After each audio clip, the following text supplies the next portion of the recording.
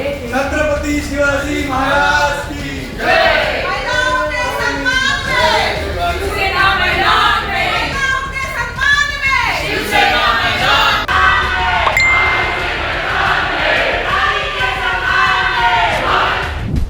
लोकसभेमध्ये महिला आरक्षण विधेयक आणि मतदारसंघ पुनर्रचना विधेयक नामंजूर झाल्यानंतर त्याचे पडसाद पूर्ण देशभरामध्ये उमटलेले आहेत। तसे आज मुंबईमध्ये देखील त्याचे पडसाद उमटलेत। आजच्या कामकाजादरम्यान सत्ताधारी आणि विरोधकामध्ये या मुद्द्यांवरून चांगलंच रान पेटणार आहे।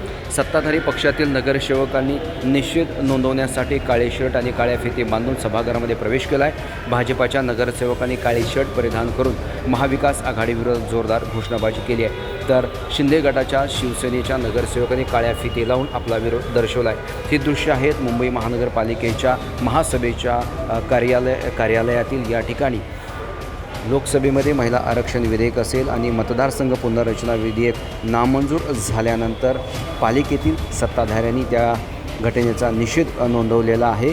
तर याला प्रत्युत्तर देताना विरोधकांनी भगवी वस्त्रे परिधान करत सत्ताधाऱ्यांना देखील टोला लगावला आहे। यासारख्या अन्य बातम्या बघण्यासाठी तुम्ही आमच्या चॅनलला लाईक करा, शेअर करा, सबस्क्राईब करा।